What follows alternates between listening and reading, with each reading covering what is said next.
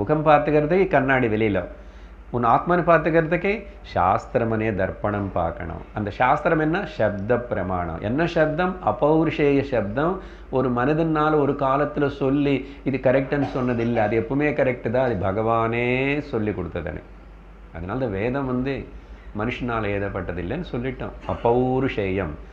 It's not uttered by any human mouth, but it is revealed by the supreme power itself. அப்போது சரி sir, சாஸ்திர தர்ப்பணம்.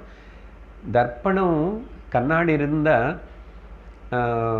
நானே பார்த்துக்கிறேனே, எங்கள் வீட்டில் கண்ணாடியில் மூஞ்சி நானே தான் பார்த்துக்கிறேன்.